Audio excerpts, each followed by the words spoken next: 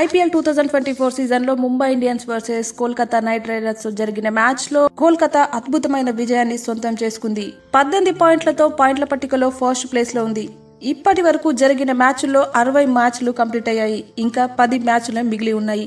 ఈ ట్రోఫీ ఎవరు గెలుస్తారో అని ఇంకా 15 డేస్ అయితే ఉంది.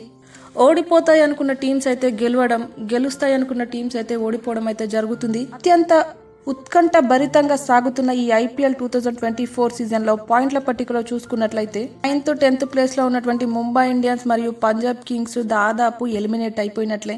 ఎంత ప్రయత్నించినా కూడా ప్లే ఆఫ్కి అయితే చేరుకునే పరిస్థితిలో కనిపించట్లేదు. 5th 6th 7th 8th ప్లేస్లో ఉన్నటువంటి ఢిల్లీ క్యాపిటల్స్, లక్నో, బెంగళూరు, గుజరాత్ టీమ్స్ మాత్రం ప్రయత్నిస్తే మంచి రన్ రేట్తో కొనసాగితే మాత్రం ప్లే ఆఫ్కి అయితే చేరుకోవచ్చు. ఢిల్లీ క్యాపిటల్స్, లక్నో మరియు గుజరాత్ ఈ టీంల నెట్ రన్ రేట్ అనేది మైనస్లలో ఉంది. Chennai super Kings, Delhi Capitals, Lucknow super Giants మధ్య మాత్రం హోరాహోరీ పోటీ అయితే నడుస్తుంది. గుజరాత్ కి మరియు సిఎస్కేకి జరిగిన మ్యాచ్లో సిఎస్కే ఓడిపోయింది, 4th ప్లేస్కి అయితే వచ్చేసింది.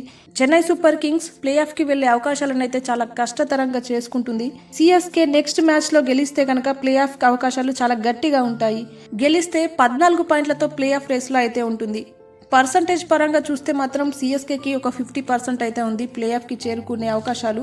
ఢిల్లీ క్యాపిటల్స్ తర్వాత జరిగే నెక్స్ట్ అన్ని మ్యాచ్లలో ఖచ్చితంగా గెలవాల్సి ఉంటుంది. అలాగే నెట్ రన్ రేట్ మైనస్లలో ఉంది. సో ఖచ్చితంగా అన్ని మ్యాచ్లు గెలవాల్సిందే. అలాగే 3rd ప్లేస్లో ఉన్న హైదరాబాద్ 14 పాయింట్స్తో పాయింట్ల పట్టికలో 3rd ప్లేస్లో ఉంది. నెట్ రన్ రేట్ కూడా చాలా అద్భుతంగా ఉంది. తర్వాత మ్యాచ్లలో ఒకటి గెలిచినా కూడా ప్లే ఆఫ్కి వెళ్లే అవకాశాలు అయితే 80% వరకు ఉంది.